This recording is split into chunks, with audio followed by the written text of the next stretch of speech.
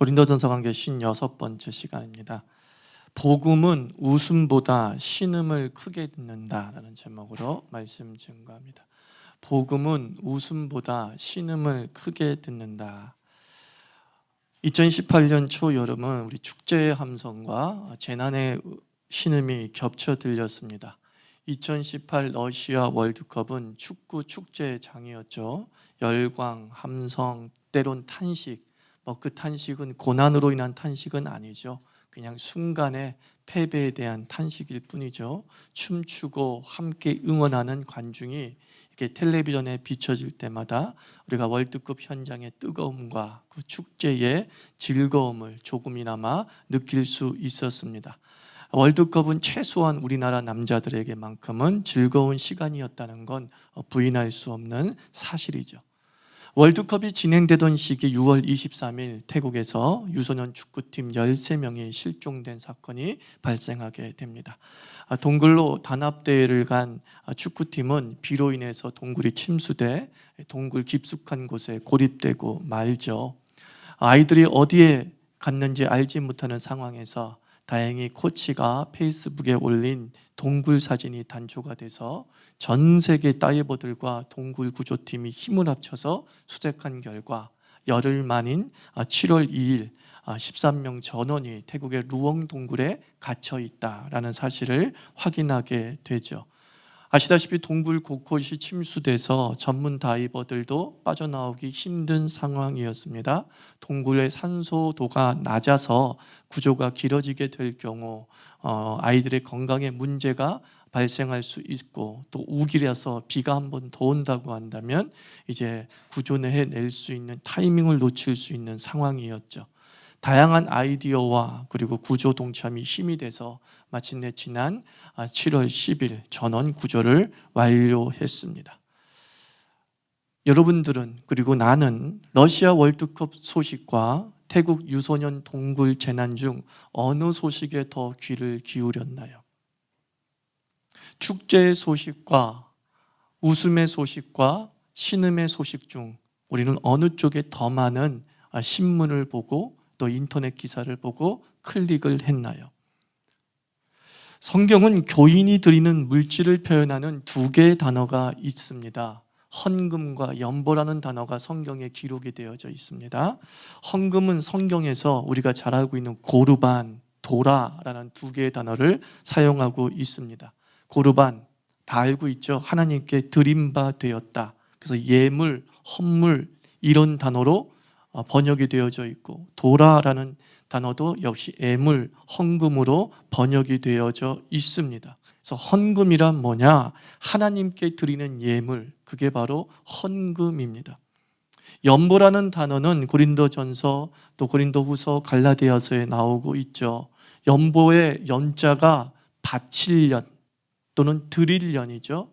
보자는 뭐예요? 도울 보자를 쓰고 있습니다. 그러니까 내어놓아 남을 돕다라는 단어가 연보라는 단어입니다. 영어로는 컬렉션 또는 컨트리뷰션 그런 뜻을 사용하고 있겠죠. 모금 또는 기금이란 단어로 번역될 수 있습니다. 그래서 바울이 고린도전서 16장 1절과 고린도후서 9장 5절에서 연보를 드리라라고 했을 때에 이 연보는 하나님께 드리는 예물이라기보다는 성도를 돕는 일과 교회 간에 물질적 도움을 주는 코이노니아적, 즉 교제적 성격을 가지고 있는 예물이라고 생각하는 것이 좋겠습니다. 그래서 하나님께 드려지는 예물은 헌금이고 사람과 사람 사이의 교제와 나눔을 뜻하는 성경적 용어가 있다면 바로 연보라고 생각하시면 되겠습니다. 고린도전서 16장 3절에서 내가 이를 때에 너희가 인정한 사람에게 편지를 주어 너희의 은혜를 예루살렘으로 가지고 가게 하리니 라고 말씀하고 있습니다. 바울은 예루살렘 교회가 힘들고 어렵다는 소식을 듣게 되죠. 핍박으로 힘들고 가뭄으로 힘들고 여러 가지 경제적 사정이 넉넉지 않았던 교회가 예루살렘 교회였습니다. 바울의 귀에 그 머나먼 예루살렘 지역에 고난이 들린 거죠. 신음이 들린 거죠. 그래서 바울은 그 예루살렘의 아픔을 멀리 떨어져 있는 마게도냐 지역에 있는 고린도 교회에 그 아픔을 퍼나르고 있는 것입니다. 그 아픔을 나누자고 권면하고 있는 내용이 고린도전서 16장의 내용이죠. 기쁨은 자기 홍보가 강합니다. 우리가 자녀가 대학에 합격하면 떠르르 전화가 옵니다. 목사님, 우리 아들이 대학에 합격했어요. 결혼 소식이라도 오면 청첩장을 들고 와서 미소 지으면서 얘기합니다. 이번에 결혼하게 되었어요. 혹시라도 몸이 아픈 사람이 있으면 병원에서 진단을 받았는데 아무 문제가 없다는 얘기를 들으면 또 건강에 문제가 없다는 소문을 자기 입으로 즐겁게 전합니다. 기쁨은 감출 수 없을 뿐만 아니라 기쁨의 성격은 자기 홍보성을 가지고 있는 거예요. 스스로가 어떻게든 알리려고 하고 스스로가 어떻게든 퍼나르면서 그 기쁨을 확산시키는 기능을 가지고 있습니다. 그래서 기쁨은 알아주지 않아도 섭섭하지 않아요. 그 기쁨은 누가 나를 너 그렇게 기쁜 일이 있었다며? 라는 말을 하지 않아도, 내 기쁨의 상태를 그가 알지 못해도 별로 섭섭하지 않아요. 축하한단 말 듣지 않아도 그렇게 별로 섭섭하지 않아요. 기쁨은 그런 자기 홍보성을 가지고 있기 때문입니다.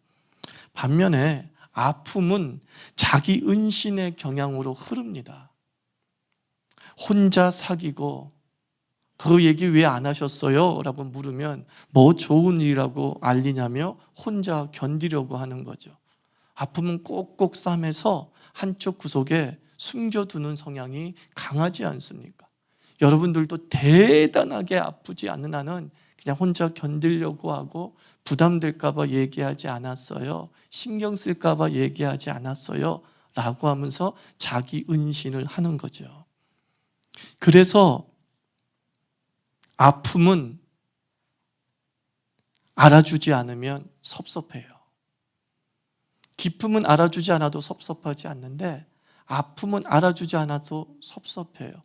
자기가 홀로 숨겼음에도 불구하고 스스로 알리지 않았음에도 불구하고 그냥 알아주지 않은 것 괜히 섭섭한 거예요. 내가 아픈 줄 알 텐데, 내가 원래 몸이 연약한 줄 알 텐데, 내가 원래 이런 지병이 있다는 거 알 텐데, 내 낯빛을 보면 내가 조금 힘들다는 거 알 텐데 왜 나한테 아프냐고 묻지도 않고 괜찮냐고 등을 두들겨 주지도 않지? 혼자 사귀면서 갑자기 섭섭함이 밀려오는 거예요. 혼자 견디면서 갑자기 섭섭함이 몰려오는 것이죠.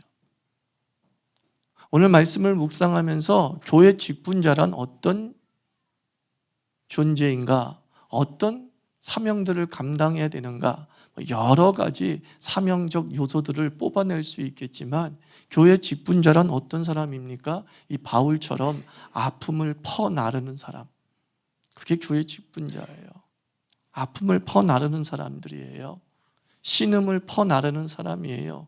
신음의 확성기가 돼서 저기서 에고 하고 있는데 나는 그 에고를 듣고서 저 사람이 아이고 해 라고 하는 게 교회 직분자더라고요. 그렇죠? 맞죠? 사랑은 신음을 확성시키는 기능을 가지고 있어요. 진심으로 내 속에 사랑이 작용되어지면 한 사람의 아픔을, 사랑하는 이의 아픔을 그 아픔보다 더 크게 전합니다. 감기 걸렸는데 마치 죽을 병에 걸린 것처럼 얘기하는 것. 과장이 심해, 넌 뻥이 심해. 다른 말로 무슨 뜻이에요? 사랑이 너무 커서 그런 거예요. 사랑은 신음의 확성기 기능을 합니다. 하나님께서도 그 아픔을 크게 표현하고 있음을 성경 곳곳에서 보게 되죠. 성경의 용어 중에 또 하나 우리가 살펴볼 단어가 있어요. 아까 전에 헌금과 연보 살펴봤죠. 또 하나의 단어가 중보와 도고라는 단어가 있습니다. 우리 중기도라는 말 많이 쓰죠. 반면에 도고기도는 들어는 봤는데 어디에 있는지는 모를 겁니다. 디모데전서에 있죠. 신학적으로 중보는 오직 예수님에게만 해당되어지는 거예요. 우리에게 유일하신 중보자가 있으니 곧 예수 그리스도다. 그래서 유일한 중보자, 성부 하나님과 사람을 연결해 줄 때에 중보라는 단어를 쓰는데 이 중보는 죄에 대한 용서의 기도, 죄인에 대한 대변적 의미를 가지고 있는 거예요. 예수 그리스도께서 하나님과 사람 사이의 유일한 중보자라고 말하는 것은 예수 그리스도께서 하나님과 사람 사이의 죄를 해결할 수 있는 유일한 분이라는 구속사적 의미를 가지고 있는 것입니다. 그래서 이 땅에 우리의 죄의 문제를 가지고 하나님 앞에 나아가서 그 죄를 용서해 주세요라고 말씀하고 그 죄를 용서해 줘서 우리에게 영생의 선물을 줄 수 있는 유일한 통로는 예수밖에 없는 거예요. 그래서 우리에게 유일한 중보자는 오직 예수이죠. 그래서 중보기도 합시다라는 말은 안 쓰는 것이 좋습니다 라고 얘기하지만 언어의 사회적 특징들이 있지 않습니까? 그래서 이 중보가 그런 의미를 넘어서서 이제 일반적으로 대신 기도해 준다라고 하는 단어로 쓰고 있는 것이 현실이죠. 그럼 대신 기도해 준다라는 성경의 단어가 바로 디모데전서에서 바울이 얘기했던 도고예요. 도고라는 단어죠. 도고는 사람이 사람을 위해 기도하는 것이죠. 삶의 아픔, 육신의 공고를 위한 기도가 바로 도고라는 단어입니다. 한 사람의 아픔을 놓고서 그 아픔을 내가 기도해 줄 때 그걸 도고라고 하는 거예요. 옆 사람의 고난을 놓고서 내가 그 고난에 대해서 하나님께 기도하는 것을 바로 도고라고 얘기하는 거죠. 그러니까 도고는 결국 이거예요. 아픔과 힘을 연결해 주는 신앙이 도고예요. 아픔과 힘을 연결해 주는 거예요. 내가 그 아픔을 알고 있어요. 그리고 그 아픔을 해결해 줄 수 있는 하나님의 절대적 힘과 연결해 주는 신앙적 행위, 너무나 고귀한 행위가 도고라는 행위예요. 야고보서 5장 14절에서 16절, 너희 중에 병든 자가 있느냐? 즉 육신의 고난과 아픔 속에 있는 자가 있느냐? 그는 교회의 장로들을 청할 것이요 그들은 주의 이름으로 기름을 바르며 그를 위하여 기도할지라. 여기에 단어가 뭐겠어요? 도고할지다, 그런 뜻이에요. 믿음의 기도는 병든 자를 구원하리니 주께서 그를 일으키시리라. 그 아픔이 누구와 연결됐어요? 힘과 연결됐어요. 하나님과 연결되었어요. 그래서 그 하나님이 힘이 그 아픔을 해결해 주리라. 그러므로 너희 죄를 서로 고백하며 병이 낫기를 위하여 서로 기도하라. 의인의 간구는 역사하는 힘이 큼이니라. 목사로서 책임이 있는 거죠. 목사로서 많은 크리스찬들의 기쁨을 보면서 즐거워하는 것 당연해야 되지만 목사로서 해야 될 가장 많은 기도가 무엇이냐? 이 도고 기도예요. 아픔을 퍼나르는 기도를 해야 되는 거예요. 하나님께 아픔을 퍼나르는 거예요. 하나님께 아픔을 확성기를 가지고 하나님의 귀에 대고서 소리 지르는 게 목사의 기도구나. 저는 새삼스럽게 깨닫습니다. 하나님 아버지, 누구 집사가 아프다니까요. 듣지 아니하시나이까. 이게 우리에게 부탁하신 하나님의 기도 명령인 것이에요. 교회 직분자 한 사람 한 사람은 이 아픔을 퍼나르고 그 아픔을 힘과 연결해 주는 이 도고적 행위를 그치지 않아야 될 줄 믿습니다. 목자에게 목자 보고서를 써내라고 계속 얘기합니다. 그 이유가 뭐예요? 그 보고서의 아픔을 퍼나르고 그 목자 보고서의 힘과 연결시키는 나의 도고적 행위를 보여주라는 거예요. 목자 보고서의 아픔을 퍼나르고 목사에게 강압하는 것입니다. 당신의 확성기로 힘과 연결하십시오. 이 밑바닥에 있는 주의 백성들 한 사람 한 사람을 하나님의 힘과 연결하도록 당신이 도고의 확성기가 되십시오. 여러분들은 어떤 아픔을 퍼나르고 있습니까? 우리 스스로 아픔을 퍼나르고 있긴 하지만 우리 이웃의 아픔을 퍼나르고 확성기의 역할을 감당하고 있는지요? 이게 얼마나 큰 영광입니까? 부담이 가기보다는 영광이에요. 내 기도, 내 도구 하나로 하나님과 연결되어지는 거예요. 내 사랑하는 사람이. 내 무릎 꿇고 소리 지르는 그 하나 때문에 힘들고 어려운 자들이, 내 사랑하는 이웃과 가족이 하나님의 힘과 연결되어진다. 이 얼마나 놀라운 영광입니까? 오늘 서두에 말씀드렸습니다. 여러분의 귀에는 웃음소리가 크게 들립니까? 신음소리가 크게 들립니까? 인간은 본능적으로 웃음과 긍정 쪽에 더 많은 귀를 기울이게 되어 있습니다. 성공하고 싶은 욕망 때문에 웃음과 기쁨에 더 많이 귀를 기울이기도 하고, 현실 도피적 의미에서 애써 자기의 현실을 외면하고 싶어서 또 웃음과 기쁨에 더 귀를 기울이고 있는 것도 사실이라고요. 그런데 하나님께서는 뭐라고 말씀하십니까? 출애굽기에서 내가 내 백성의 부르짖음을, 내 백성의 신음소리를 들었다, 이렇게 말씀하십니다. 웃고 떠드는 소리는 하나님이 듣지 않으시고요, 울부짖고 애통하는 그 신음소리를 주님께서 들었대요. 어디서? 너무나 멀리 있는 하늘에서. 지척에서 계신 하나님도 아니고 초월적인 그 하나님께서 그 소리가 들었대요. 그 소리가 들렸대요. 하나님의 귀에 이 아픔이 들리는 거예요. 하나님의 귀엔 이 신음이 들리는 거예요. 그 신음이 들리셨기 때문에 하나님은 당신의 힘을 우리에게 주시죠. 독생자 예수 그리스도를 이 땅에 보내시어서 우리 대신 죽게 하시고 3일 만에 부활하시어서 그 아들을 믿는 자마다 영생을 얻게 하셨습니다. 죽을 자가 살 자가 된, 산 자가 된 힘이 어디 있어요? 하나님이 신음소리를 들으셨다는 거예요. 그리고 예수 그리스도께서는 부지런히 이 땅에서 사역하시면서 그 아픔을 성부 하나님의 보좌 앞에 퍼나르고 계시는 것이죠. 성령 하나님께서도 로마서 8장에서 말할 수 없는 탄식, 말할 수 없는 호흡으로 우리 속에 들어오셨다가 우리 속에 신음을 안고서 다시 호흡으로 밖으로 나가서 성부 하나님께 구하는 거죠. 저 사람의 속이 저렇게 썩어 문드러졌어요. 성령 하나님도 여전히 우리의 아픔을 퍼나르고 계신다고요. 우리의 신음의 확성기가 돼서 내 고통보다 더 크게 외치는 분이 우리 성령 하나님이신 줄 믿습니다. 외로워하지 마십시오. 혼자 아파한다고 하지 마십시오. 나보다 더 아파하는 우리 하나님이 계십니다. 나보다 더 크게 신음소리를 내며 떼굴떼굴 구르시는 성령 하나님이 우리의 내주하고 계시다는 거예요. 이 얼마나 영광인지 모릅니다. 주님께서는 말씀하셨습니다. 사랑하는 이스라엘 백성들아, 너희는 나그네였던 자들이다. 너희는 세상에서 유리했던 자들이다. 그러므로 너희가 나그네 된 것을 기억하고 나그네 된 자를 외면하지 말라 그럽니다. 네가 나그네 된 자를 기억하라. 네가 신음했던 때를 기억하라. 그래서 너와 동일하게 신음하는 자들을 절대로 외면해서는 안 된다.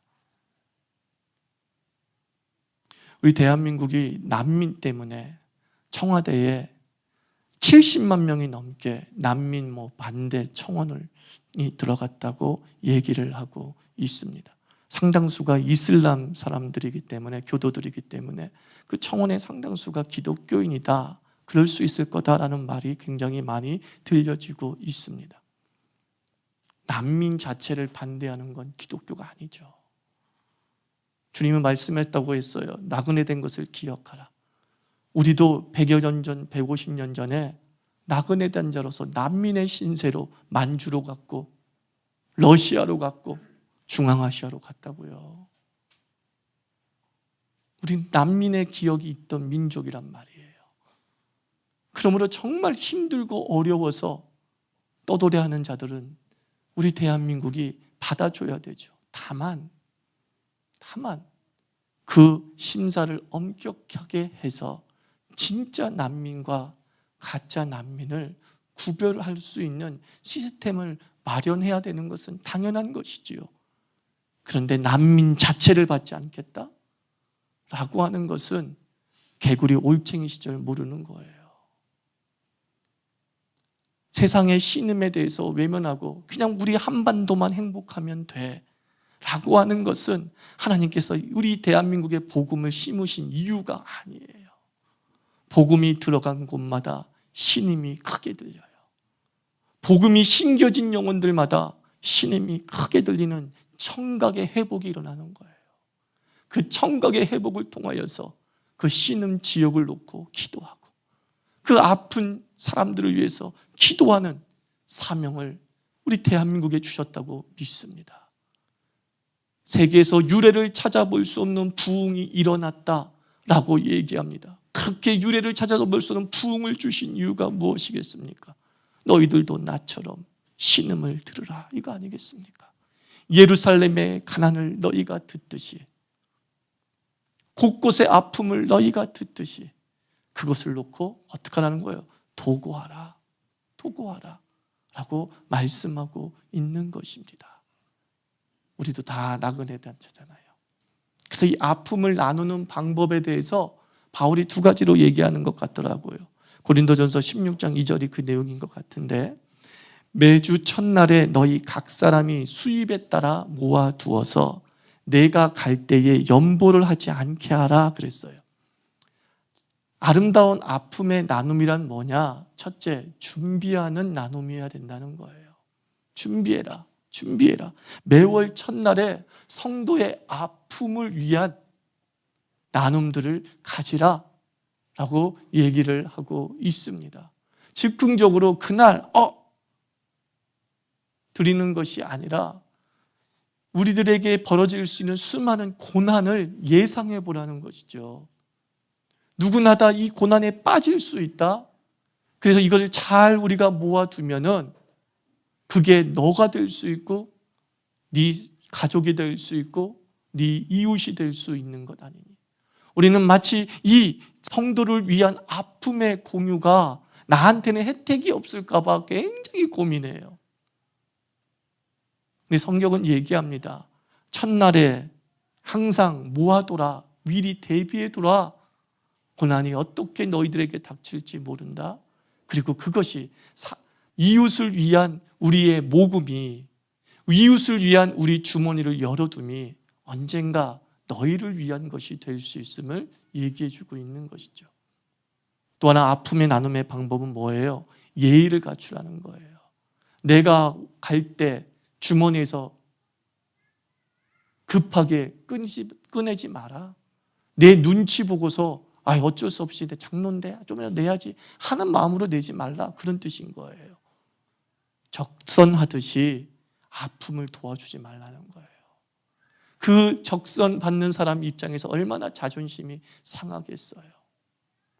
그 사람의 육신의 고난도 너무 힘든데 인격적 고난까지 겪게 되는 것이죠. 하대하고 경멸하고 너는 도움받아야 사는 존재라고는 느낌을 받게 되는 것이죠.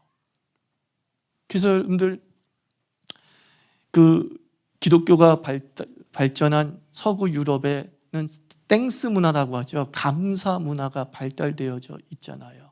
그 사람들은 어떤 일을 겪고 나면은요, 감사 카드를 쓰는 게 습관이라고 하지 않습니까? 그냥 감사합니다 하고 그냥 쑥 가는 게 아니라 글 하나 딱 적고 감사 카드를 쓰고 그러는 것이죠. 제가 전에 섬기던 교회에서 하도 매년 선교를 가니까 그 선교를 가면서 선교에 대한 것만 가르치지 않고 예법도 가르쳤어요. 우리가 호텔에 묵기도 하고 리조트에 묵기도 하고 또 교회에 묵기도 한다. 그때 우리 꼭 떠날 때 카드 써서 거기 위에 올려놔라 그랬어요. 카드 써서 거기 올려놔라. 그냥 헌금 탁 주고서 이거 뭐 우리 썼으니까 일종의 뭐예요? 숙박비예요 라고 하는 마음으로 헌금을 드리는 것이 아니라 정성을 다해서 롤링페이퍼 해가지고 우리 3일 동안 묵게 해줘서 감사합니다. 오늘 밥이 너무 맛있었어요. 딱 생스카드를 써가지고 교회에 드리고 또 호텔 그 테이블 위에 놓고 갔습니다. 1달러를 딱 놓고 가는 것도 그냥 놓고 가는 것이 아니라 그 카드에다가 서비스 감사합니다 딱 쓰고 가면은 그걸 1달러를 받는 그 사람의 입장에서도 매우 보람을 느끼면서 행복하게 되는 것이죠. 우리의 아픔을 나누는 방법들이, 또 우리의 사랑을 전하는 방법들이 우리 너무 터프한 거예요. 너무 거칠고 예의가 없을 때가 많이 있죠. 바울은 그걸 걱정한 거예요. 고린도 교회야 니네들이 잘났다고 생각해서 예루살렘 교회 모교회인데 모교회가 저렇게 됐어? 아이고 참, 너희들 그렇게 생각하지 말라는 것이죠. 정성을 다하여서 너희들이 그 예루살렘 교회를 생각했다는 마음을 예루살렘 교인이 느낄 수 있도록 진정성을 담아서 함께 아픔을 나누라, 이렇게 얘기하고 있는 것이죠. 그래서 우리 자유교회도 이 땡스 문화, 땡스 카드 문화가 있었으면 참 좋겠어요. 참 좋겠어요. 스승의 날 가끔씩 문화상품권을 주시는 성도들도 있습니다. 그때 좀 글 좀 써서 보내주면요, 너무 좋은 거예요. 그래서 오죽하면 제가 봉투를 하나 만들었잖아요. 밑에다가 안 쓰니까 봉투 자체다 뭐라 했어요? 축하합니다. 그리고 뭐라 했죠? 내가 하여튼 그 봉투 하나 만들었어요. 봉투 하나 만들었어요. 그렇게 쓰게 될 때 예와 격식들이 갇히게 되는 것이죠. 말씀을 맺겠습니다. 여러분들 지금 어떤 신음이 들리고 있으십니까? 내가 지금 누구에게 이 연보의 확성기를 사용해야 될지 그 신음소리가 들리고 계십니까? 신음소리가 크게 들리는 한 우리의 영은 깨어 있는 거예요. 신음소리가 크게 들리는 한 우리의 사랑은 왕성하게 활동하고 있다는 거예요. 신음소리가 크게 들리면서 그 신음보다 더 크게 내가 주께 부르짖고 있다고 한다면 예수의 복음이 여러분의 삶에 살아 꿈틀거리는 것입니다. 기도하겠습니다. 하나님 아버지, 내가 신음의 확성기가 되게 해주세요라고 기도합시다. 하나님, 내가 성도의 신음의 확성기가 되게 하여 주시옵소서. 아버지, 내 귀는 청진기처럼 그 신음소리가 크게 들리고 내 입은 아버지 스피커가 돼서 아버지요 그 소리를 크게 하나님께 상달시키는 이 도구의 사명을 감당할 수 있도록 도와주시옵시고, 또 그 신음을 함께 나눌 때에 하나님 아버지 예의를 갖추고 그리고 준비하는 마음으로 감당케 하여 주시옵소서. 진정성이 오가는 그런 성도의 관계와 그리고 예수 그리스도의 신사다움이 이 세상에 전파되어지는 역사를 허락하여 주시옵소서. 이렇게 기도하겠습니다.